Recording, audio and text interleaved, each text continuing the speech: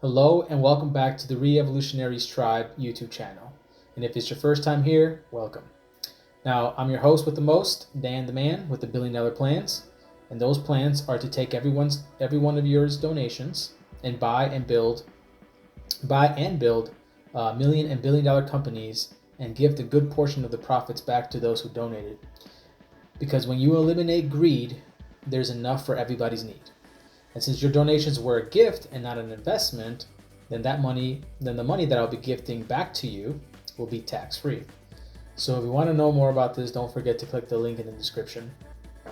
And as always, don't forget to like, comment, and subscribe, and tell everyone about this never-before-seen social experiment, because strength in numbers. And now let's begin the show. All right, so we are now at track 7 of 48. I don't know if I said it before because a couple of days have passed by. I'm trying to be consistent. I'm trying to actually build like at least 10 videos back to back, but I'm building out a new company, and when you see the grand things I'm going to give you guys, basically solutions, because basically humans have 5 problems. It has to deal with money usually, because they're all tied, as I'll eventually say, but money, health, fitness, sex, relationships, and purpose. So I guess, 6 things. Money, health, fitness. People can say, well, fitness can be under health. Sort of. Someone can be fit, like, what's his name? Wolverine, but he has cancer, right? So yeah, that, in fitness, either it deals with you losing weight or gaining muscle. And naturally, when you're fitter, you're just naturally more attractive. I guess we can create another one where it's about lifestyle or personal style, but I'm such a minimalist that doesn't really. I mean, there's so many other guys doing with that. I'll give you my take of how I approach, I guess, looking good but still being a minimalist. So that's why you probably hardly ever see me without the white shirt. It's either white or black, pretty much, and blue for the blue jeans. And that's basically and then red, a splash of red here and there, and nice little touches. But anyway, so yeah, once again, I forgot to put my timer on here as well. Sorry, because I get lost in time. Yeah. So as you will see with my time management skills, that's what very important in becoming successful, because you get lost in space, And though there are times where you're going to have to become who you're not in order to become who you want to be, meaning, there's the irony. Sometimes to become balanced, you're going to have to become unbalanced. I was just watching a video about, this guy just talks about mathematics, but just saying that at one point you are going to have to go to the extreme, meaning an unbalance, to basically, in a sense, it's kind of like what a lot of rich people or successful people have done. You're going to sacrifice sleep, you're going to sacrifice like maybe health sometimes. You're not going to go to the gym as often, as consistent, because sometimes work just starts pounding you, right? And that's why sitting back and analyzing as hard as I can, right? I've created a whole new, basically a life map that can help a lot of people, right? And even if you don't, I guess, I don't want to go off track, but all right. Money, health, fitness, sex, relationships, and purpose. So 6 problems humans have, usually basically 6 problems. And there's usually, you can say there's derivative problems or subcategories within those major core problems, okay? So what I was saying, yeah, basically I'm going to give you all the solutions to that. And beyond that, it's just wait until you hear about God talking about money and what I've created with, basically it's let's just say it'll be Bitcoin version 2.0, because it would be better, right? And for so many reasons. And then you could say democracy or the Republic 2.0, right? To just, created a, kind of like what actually Elon Musk has already kind of thought of, and I know we think very similar. I mean, I have the millions and billions yet, but again, sometimes it's not even about the money, it's the influence, you see? Because if I have the influence, basically that's what he became. For some reason, the way the media portrayed him, right? And of course, him just speaking ultimately, right? Basically, he has influence, and that influence turns to be able to drive people to raise capital, right? Doing it privately, but also publicly now, right? And publicly, wow, look, and that's why he's kind of maybe poised to be the first trillionaire, right? Even though the families, but let's say accounted for, right? Because when it's public, then it's public. When it's dynasties and families like the Saudi families, the oil families, they're already in the trillions, for sure. And of course, they got gold, right? The real currency, if we were to collapse. But since they're owners of a country, they don't have to deal with this Senate, the Senate and the representatives, and we gotta have democracy. It's like, no, basically iron fist. And sometimes it's not even iron fist. It's just, again, if for you biblical people, right? The whole, basically there was a just leader. If there was a just leader, then no one's gonna complain, right? If the leader is just, then there's no problem. So it doesn't matter whether it's a democracy or a monarchy, because as we see here, even if it's a democracy, there's a bunch of double speak, say one thing, do another, right? It's all BS. I mean, the founding fathers left it again.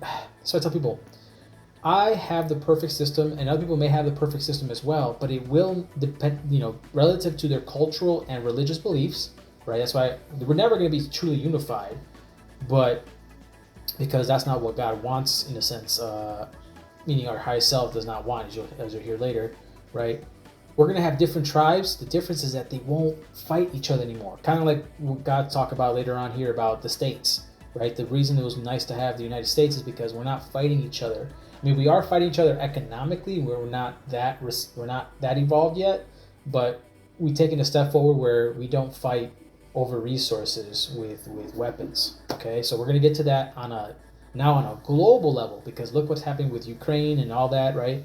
It's still people trying to my territory, our territory, right? Instead of let's create a system that just everybody thrives relative to, basically you're not going to have your haves and have-nots. You're still going to have your exceptionally wealthy, but at the lowest tier, it will be equivalent to I would say, see, it's such a loaded word, middle class, unless we give numbers. And then the numbers don't mean anything, because inflation can change those numbers, as especially when it's rapid inflation. It can just change all those numbers real quick. It's who cares if you have $1 million if a loaf of bread is costing $500,000, right? Look what happened in Germany.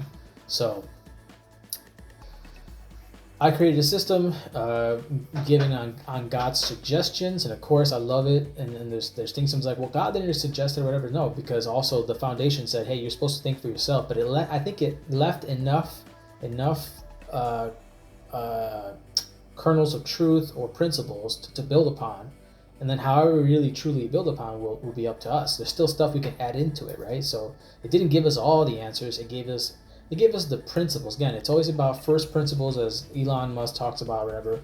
And of course, so anyway, so the point is, again, the goal here is for me to be as influential, and I know I will. I'm ready to do that. I just haven't. I mean, if these weird ass dudes on YouTube can do it, I just didn't put enough content over and over, because people got to get to know you. That's just part of the dues you have to pay, and I understand that. I just was accumulating knowledge a lot before I speak, right? As they say, think before you speak. Well, I've been thinking and gathering a bunch of life experiences and knowledge, right, at an accelerated rate, right, to now bring it to you. And of course, as Conversation with God talks about, I guess the masters are never, is something about Neale Donald Walsch, what did it make a dull Jack a dull boy? It's no, dull, never. Eccentric, weird, maybe yes, but dull, never. So with that said, let's begin. Can you understand this? Are you following this? I think I am, actually. Believe it or not, you've used such a clear illustration that I think I'm actually understanding this. I'm going to go further. Now, this nothing which holds the everything is what some people call God. Yet that is not accurate either, for it suggests that there is something God is not, namely everything that is not nothing. But I am all things, seen and unseen. So this description of me as the great unseen, the no thing, or the space between an essentially Eastern mystical definition of God, is no more accurate than the essentially Western practical description of God as all that is seen. Those who believe that God is all that is and all that is not are those whose understanding is correct. Now, in creating that which is here and that which is there, God made it possible for God to know itself. In the moment of this great explosion from within, God created relativity, the greatest gift God ever gave to itself. Thus, relationship is the greatest gift God ever gave to you, a point to be discussed in detail later. From the no thing, thus sprang the everything. A spiritual event entirely consistent, incidentally, with what your scientists call the Big Bang Theory. As the elements of all raced forth, time was created. For a thing was first here, then it was there. Now, see, if you're just coming to this video for the first time, right? You haven't, I guess, gathered the context. This will look kind of weird, but basically, just kind of trying to take you to the journey of what God here is trying to describe, right? From the no thing, right here, there is nothing, or let's just say, because again, we're trying to put it in human context. Let's just say, so you can, human brain can hold it, right? Physical brain can hold it, is that imagine this is just, see, that's why it's dotted. It means it's just an imaginary line, right? It's just so you can understand, you can just understand it, because if there's nothing here, you're like, well, there's nothing there, right? Of course, there are these words, but these words are not necessarily, these are just trying to describe what is there, right? So just think of these lines that it's just an ever expanding thing. Watch, just like I can zoom in, right? In your perspective, now you're thinking it's growing and growing, and it is, right? So yeah, from the nothing sprang, right? In this case, souls, right? And then within, let's say again, within these lines is what you call God. But again, it's ever growing, it's an unlimited, it's everywhere, right? It's just, again, for you to grasp it. So of course, it creates all kinds of physical realms, right? You can call it multiverses in this case, right? So just say, that's what I'm saying, this is the process of create, right? So it divided itself, right? Now you could have said, let's say we put one over here. Let's say you could say all those vapors and thin mist, right, or just raw energy, or what people call antimatter, eventually compress itself so much so that it became a matter, right? So that's why when you ever hear me say about the one particle theory, is what I'm talking about, right? It started with all the gases here, all the energy, all the antimatter, boom, collapsed into one particle, and then that one particle divided itself, right? And divided itself. In this case, what you call souls, right? So that each soul can look upon itself and see magnificence, right? So the one soul, right? I mean, this is ultimately the ultimate truth here. There's only one of us being, all right? There's only one, the ultimate, right? So again, this one is what I call the highest self. That's why the title of the videos are called, right? Divided itself into souls, right? And collectively as a network, right? There's still like this, let's say this consciousness out there, right? That is coming from this perspective, not the divided consciousness, right? And of course, that's responsible for building the physical realms, right? What you call the dimensions, right? And of course, all kinds of other dimensions and multiverses, whatever, doesn't matter, right? But I'm saying, think of these, right? Since now a lot of, especially my generation, I'm not a big gamer, never really was. I mean, I did play a little bit of games, but not, but I know there's a lot of guys my age and older and younger, especially the younger, are addicted to that. Again, nothing is wrong or right. It's about balance. So, anyways, so it created the physical realms. Basically these are different games, right? This is Call of Duty. This is whatever. Again, just an analogy, right? So it creates these different realms for the souls to play around with, right? So here are the souls, right, going up in, let's say, the markets, right? They're in the market shopping for an experience, right? They're like, this dimension seems pretty cool. Or you can view it as just like evolution happens, right? You're born as a baby and you go through these phases.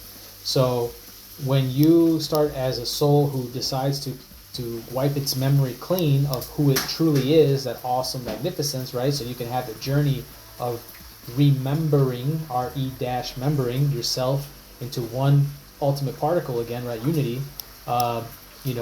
Certain realms are going to attract you for that reason, because you're at that vibrational rate or whatever, right? Or that level of evolution, right? So then, again, so now those souls create, physical bodies, right, in these realms, right? So let's just say this is our universe, right? Our universe, our dimension, right? All within this is the ever-expanding universe, physical stuff that we can measure, right? What we have seen with our telescopes and have yet to see and will see once the telescope, goes further and shows us a bigger picture, right? So these souls, right, are around this dimension, and they're like, okay, I think given where I'm at, I'm going to incarnate into this couple. Through having sex, they create a portal for the soul to go into. Through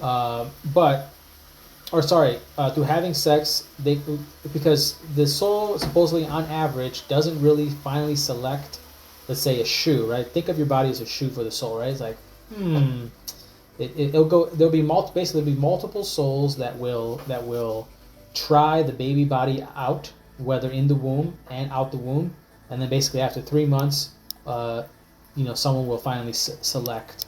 And so when you have kids that automatically die, that means no soul wanted to go through that. But the point is, the soul that incarnates through a new baby usually has the same kind of karmic path as the parents they chose, right? So yeah, that's where we ended up here. So for those of you that are confused, I guess I'll explain that. And of course, I'll probably re-explain it over and over again, or you'll go back to the old videos and then you'll understand all that. And the period it took to get from here to there was measurable. Just as the parts of itself which are seen began to define themselves relative to each other, so too did the parts which are unseen. God knew that for love to exist and to know itself as pure love, its exact opposite had to exist as well. Okay, so now that that's a whole another story here, right? So again, back to remember, this was supposed to be nothing, and then it concentrates itself, right? And then so let's say this is the one being. Damn it, why is it like that? Oh, okay, I already did have that. Okay, so right now, remember, this is the only thing that exists, right? It doesn't have eyes because it doesn't have a body, but it has a presence, right? This is the only thing that exists, right? This is pure love. Call that pure love / energy, right? But love is a concept, right, that again, you can't know without the opposite. Thus, why it had to separate itself. So even though it separated itself like this, right, let's say there is a line. Let's draw a line, right? So let's say this is motherfucker. I've been using these sticky notes a lot better because love. And this is, come on, hate, right? So it had to create the polarity, right? And souls will choose a polarity, and of course there's a spectrum, right? So I'm not drawing it here. I'll draw it later, but yeah. So there's going to be, and of course, this is a state of being. So 1 minute you'll be in love, the next minute you can be in fear, right? So you'll be hopping back and forth throughout a day and throughout a lifetime. But again, on average, what are you going to be? Are you going to be more tilted more to the positive or more on the fearful side, right? Again, there's no wrong or right. It's just the song and dance, right? The sex between positive and negative polarities. So God voluntarily created the great polarity, the absolute opposite of love. Everything that love is not, Fear. what is now called fear. In the moment fear existed, love could exist as a thing that could be experienced. It is this. Another analogy I tell people, like, hey, do you like Batman or Superman? Okay, great. If you like Batman or Superman, they could not be if there was no Joker or Lex Luthor or any kind of villain. You see? So if you love that phenomenon of superheroes, of heroes, period, then again, in order to have this illusion of experience of that, of having a hero to root for, like, wow, cool, right? The movies give us these highs, right? These inspirations, whatever. You gotta have the evil. You gotta have what, But what I used to confuse, and what a lot of people still confuse, is they think that evil comes from the devil, and that it doesn't come from God. But I'm like, but hold on. Even your scripture says, right? If you say that God is perfect and created everything, therefore, how can anything He created actually be imperfect? It's a big oxymoron.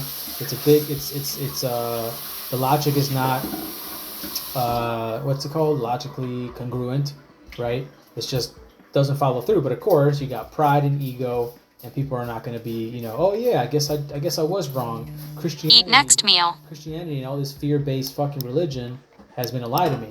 It's to some people, even though it would be a better world in this new view, they just can't give it up because their mom, their dad, their family, their gurus, all this fucking dumb shit that people need in order.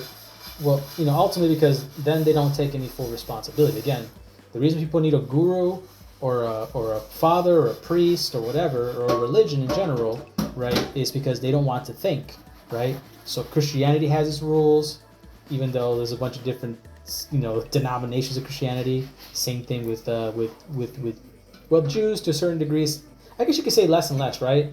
And Christianity is a whole lot more, and then Jews a little less, and then with the Islam is a little far less. I'm saying there's far less deviations for the most part, and I guess maybe that's why people are starting to go back. Again, we always go back to our roots, right? Just like I've been saying now, like we came from tribes, we'll return to tribes, but also you could say, well, we're already in tribes right now, right? It's the companies we work for. But the problem is, again, the problem with you people is that you don't love yourself. You don't love yourself at all in many different ways. So you select companies and again, the reason I'm different, or what happened with me, is that instead of me coming back home and drinking beer, chasing pussy, playing video games, watching random TV, is that I educated myself. Therefore, I can leave that abusive workplace. People are like, oh, I hate Amazon, I hate Walmart, I hate this, I hate that. It's like, yeah, but what do you do when you go back home? You fuck off. So therefore, no one's pointing a gun in your head to stay at a job that you think doesn't appreciate you, right? But there you go. That's what I'm saying. You don't like yourself, because if you liked yourself, if you loved yourself, you will go invest in yourself, in your knowledge, right? And if you had better solutions, right? If you can do better, you would go out and do it. So if you don't like Walmart, right? How they treat, okay, they open up a store like Walmart or whatever, right? Whatever it is. I mean, basically it's just like, it's a store for lots of different things, whatever, right? From a small convenience store to whatever, and you run it how you see fit, right? You'll be God there, and you'll be able to be like, yeah, now I'm paying people the right amount of money. But then you might be surprised and be like, oh shit, I kind of now I understand why certain people actually end up being greedy, is because this is what I'm gonna tell all my employees and stuff, right? You have the option to be an employee, right?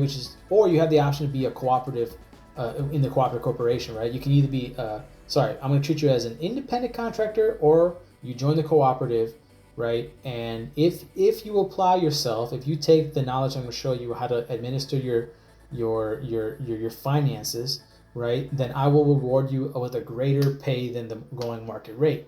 I just can't give you extra money that you're just going to squander anyways, when I can take that money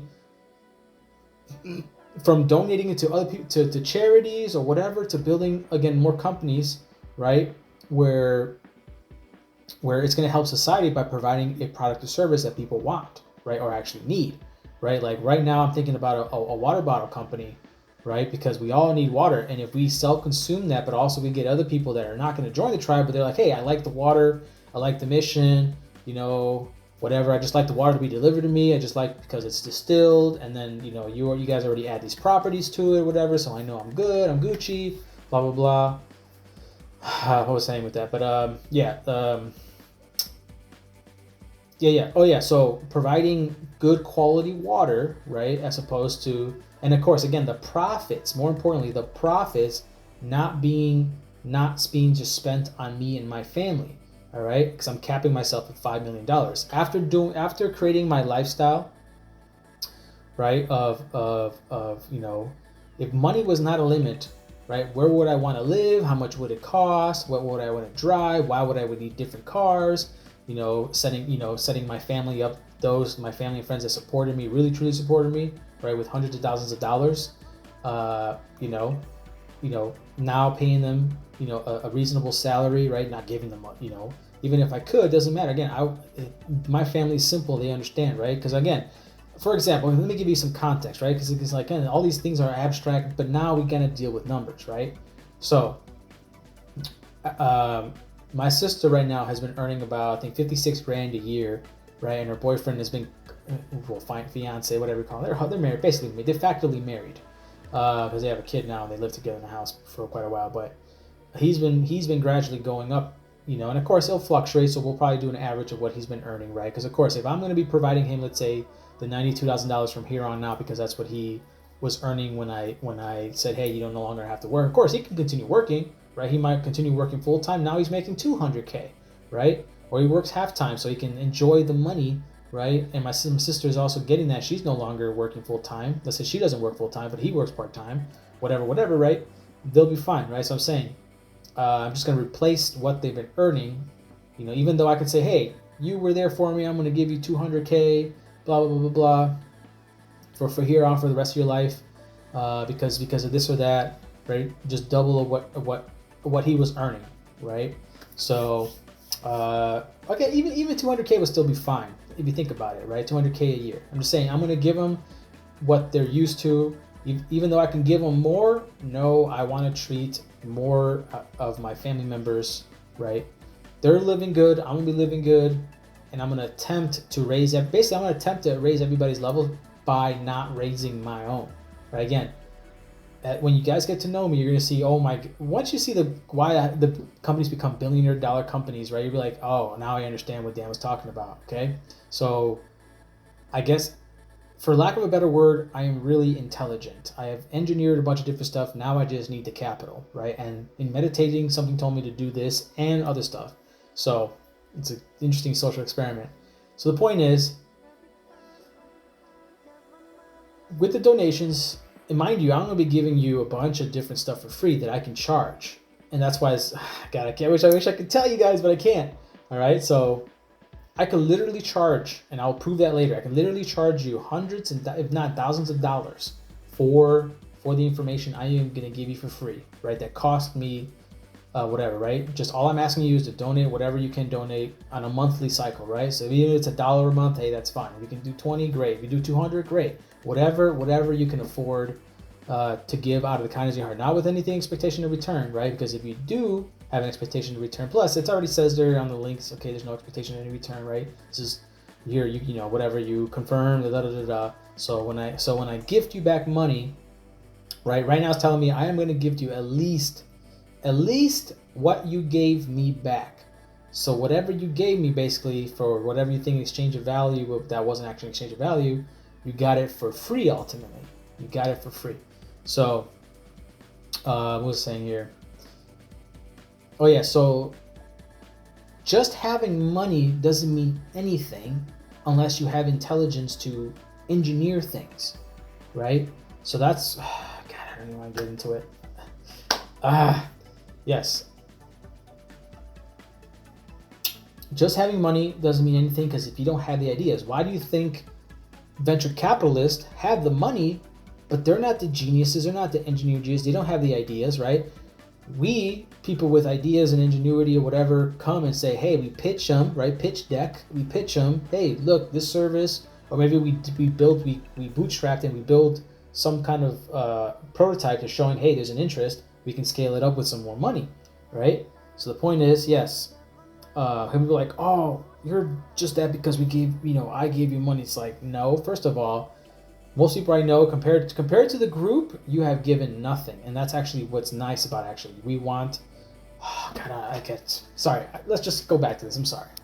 personification of duality between love and its opposite, which humans refer to in their various mythologies as the birth of evil, the fall of Adam, the rebellion of Satan, and so forth.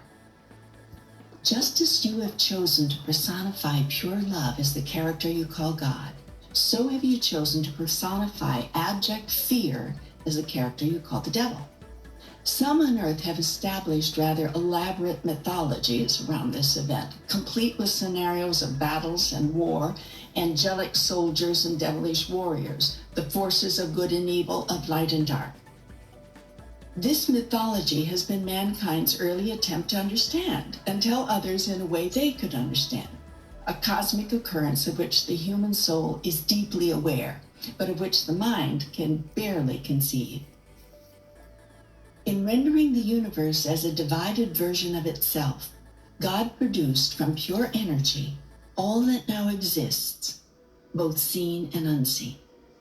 In other words, not only was the physical universe thus created, but the metaphysical universe as well, the part of God which forms the second half of the am, not am equation, also exploded into an infinite number of units smaller than the whole.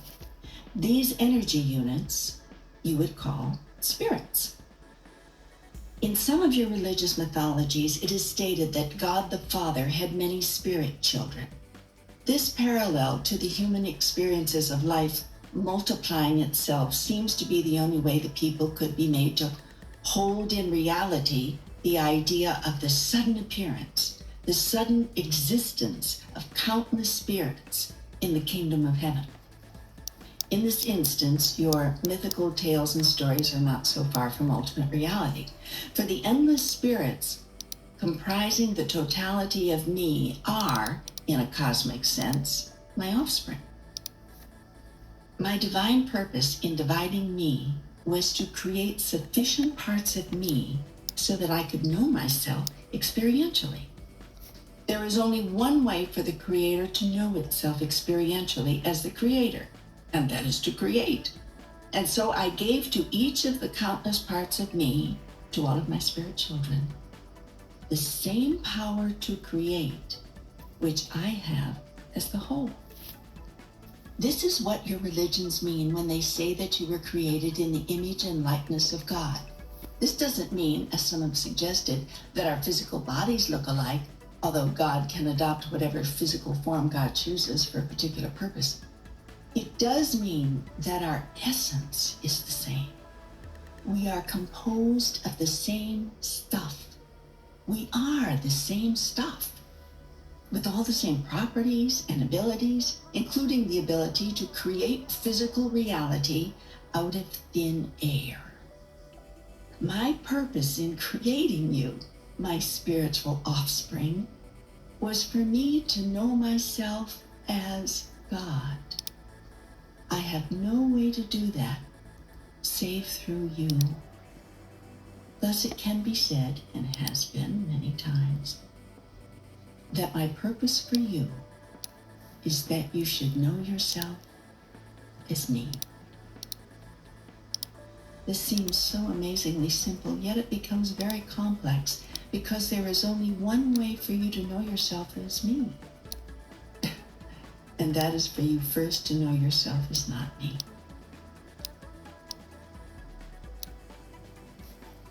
All right, so yeah, you have to erase your memory, right? We have to erase our memory to not know ourselves as the highest being, because then it's like, I'm everything. What is it to do? Boring. That's why I want to tell people sometimes the answer, the truth is so simple that it baffles a lot of people. They're like, wait, how can God be bored? And then on another, let's just say, it's just an analogy. God was not bored. It just was what it was and did what it did, right? So it's like, so in human terms, like, it was bored, therefore it did what it did, meaning therefore it decided to copy itself so that it has relationship, right? The relativity, right? The greatest gift, as God just talked about, right?